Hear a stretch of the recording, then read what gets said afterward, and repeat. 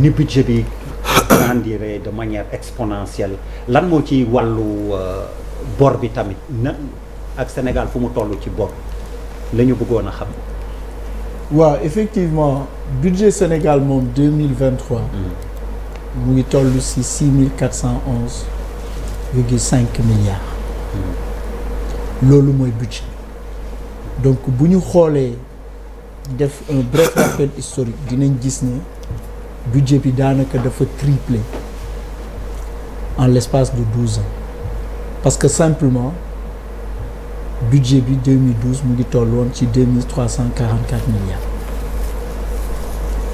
budget boobu nag boo xoolee recette u Sénégal yi nga xam ne impôt douane ak trésor ñu ngi koy dugal lu am solo la ci budget bi parce que suñuy recette interne yëpp ëpp na 3640 milliards à peu près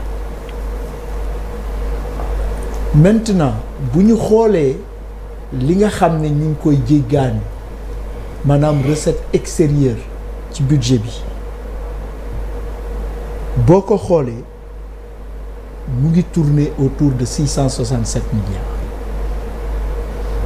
mun nañu wax ne suñu budget Sénégal dépense interne yi ñuy def dépense interne mooy ñu ne salaire yi ñuy fay investissement yi nga xam ne état bi moom moo koy def ak fonctionnement bi yëpp 84% dépense interne yi recette interne yi moo koy fay donc ça veut dire que ñu ngi jege souveraineté budgétaire. Okay. budget boo gis nag ci réew mu nekk am na déficit.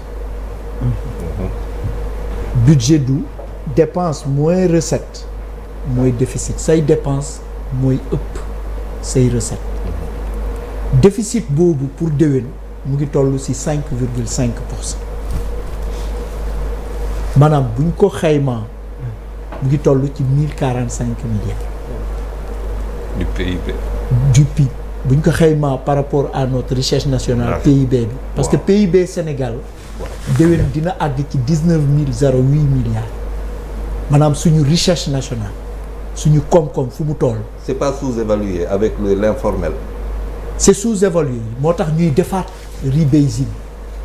d'accord di xoolaat base u PIB bi parce que yow fi nga dëkk sax boo xoolee da ngay toog ba si yàgg nga gis benn coiffeur bu fi nekk à côté. bu am activité économique. donc dañuy defaat rebasing tous les 10 ans defoon nañ ko 2014 dinañ ko defaat déwén loolu lu am solo la parce que dafay permettre nga xam sa koom-koom nu mu toll.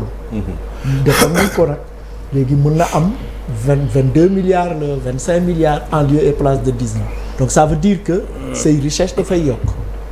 donc moo tax ci affaire dette bi dinañ ci ñëw maintenant taux de croissance bi ñu yaakaar déwén ci budget bi. 10,1% pour la première fois ñu def taux de croissance à 2 chiffres moom lañ projeté bi ñu nekkee assemblée nationale werante nañ ci torop ak député yi waxtaan nañ ci parce que dañ naan FMI de ñoom seen projection croissance su déwén ñu ngi ko teg ci 8,7% te pourtant FMI 8,1 la njëkkoon nekk bi ñuy dem commission. am na ku ñu defar remarque bi 8,1 mais bi ñu ñëwee plénière FMI changé na ba nekk 8,7 donc mu ngi ñuy jege. donc ñun dañu wóolu suñuy projection aussi parce que li nit ñi war a xam mooy comme man ni ma defee 30 ans ministère des finances noonu la ñuy mesurer croissance ñiy def statistique yeeg yooyu defee at yooyu foofu di liggéey bu mucc ay suñuy universitaires yi moom 2014. bi ñu jógee groupe consultatif Paris ci PSE ñoo def débat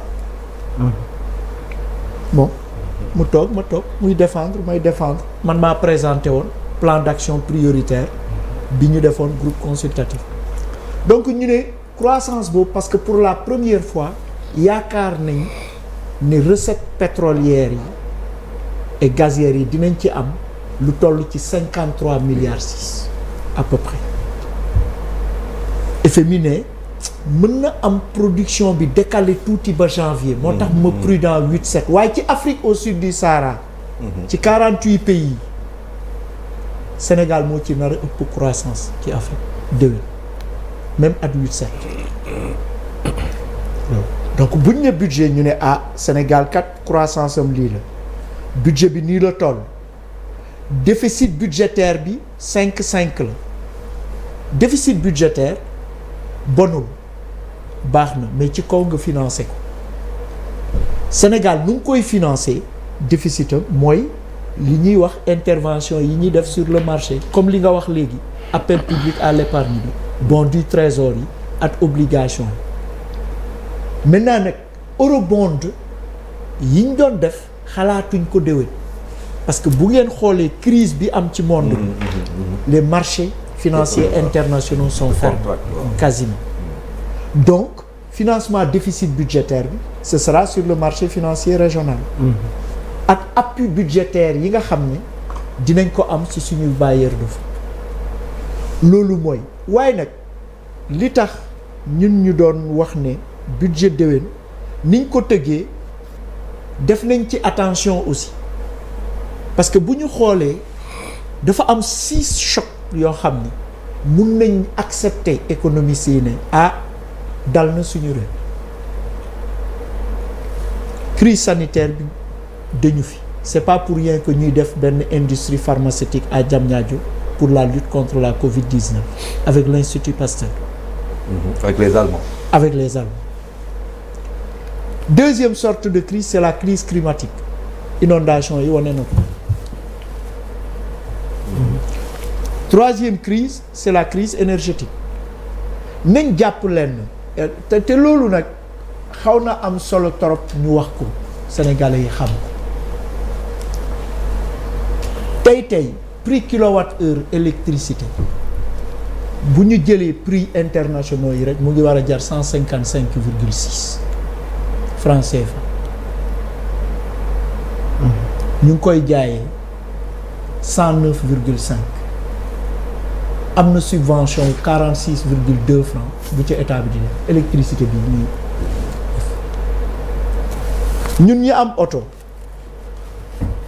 ku ci jënd litre essence tey xamal ne am na subvention wu état de 143 francs le litre d'essence ku ci jënd litre gasoil tey mu jar 655 am na subvention bu ci état def de 395 francs loolu yëpp boo ko jëlee mu ngi toll ci 804 milliards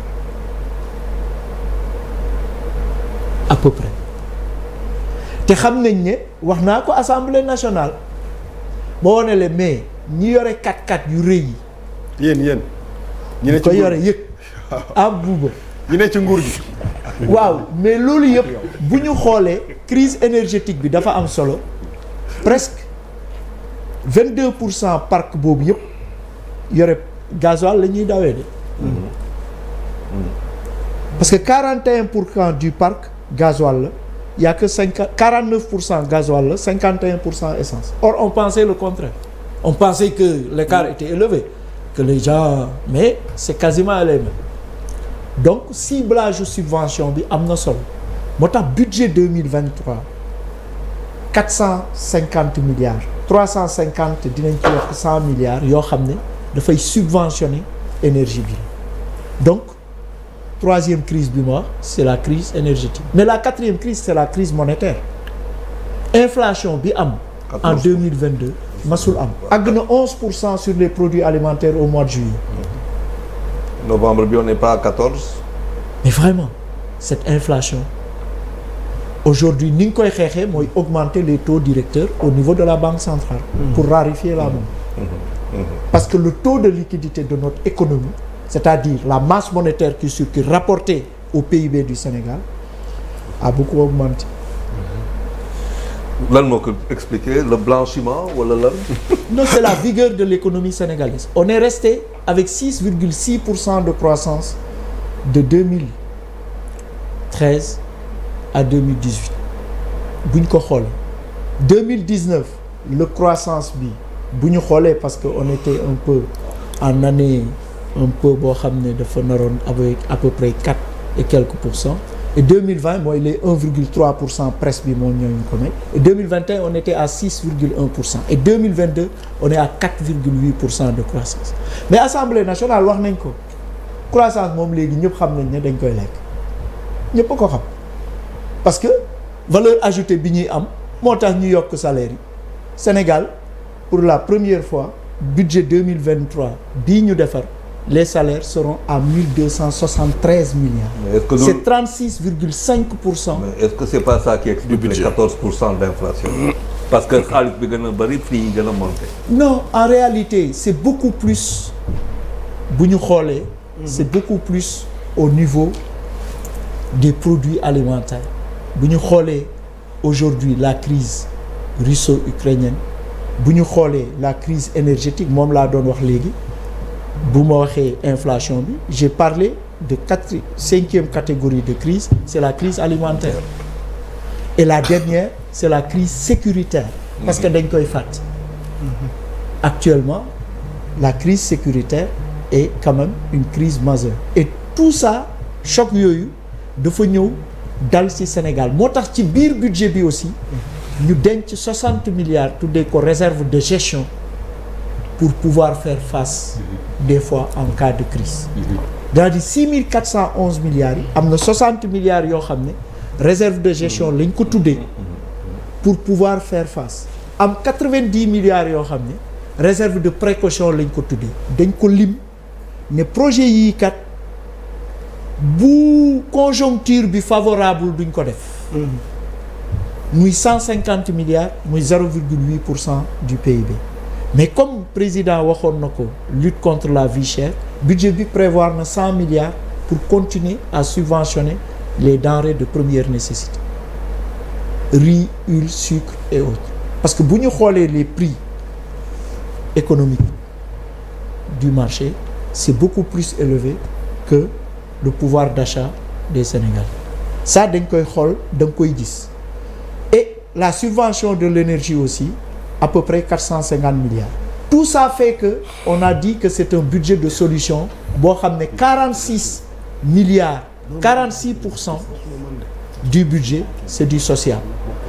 am na nag ay indicateurs yuy wane ne ndax budget bi méngoo naat sa politique yi ngay def. C'est le plan Sénégal émergent. Plan Sénégal émergent moom ñetti axe la. Axe 1 bi mooy transformation structurelle de l'économie ak croissance budget boo def te affecté woo ko 60% ce budget bi méngoowul ak moom bii 62 la budget 2023. Axe 2 bi mooy capital humain protection sociale ak développement durable c'est plus de 20% qu'il faut mettre dans le budget. Axe 3 bi mooy gouvernance abordé nañ ko institution paix et sécurité c'est dans l'ordre toujours de 15%. Loolu aussi c'est un indicateur booy xool nga xool ndax budget bi méngoo naag politique économique. Maintenant de façon concrète parce que souvent dinay seetaan seen émission yi buuba loolu lay wax ne terre à terre population yi waaw budget bi luñ ci am lu tax ñu ne budget social ñu ne ñun de budget bi 80% des 6400 milliards 80% du budget ñu ngi ko affecté 8 secteurs. 1 infrastructure et services de transport. Loolu moo tax ñu fekkoon fii ay une trentaine kilomètres d'autoroute on en a fait 189 entre dans le cadre de la mise en œuvre du PSE d'autoroute. 2 infrastructures et services énergétiques 571 mégawatts moo fi nekkoon on est à 1650 mégawatts en termes de production. 3e secteur c'est l'agriculture. On peut discuter, on peut regarder l'évolution des productions en termes de production agricole et autres. 3e secteur. 4e secteur, c'est l'hydraulique et l'assainissement. Le taux d'accès à l'hydraulique rurale était de 80%.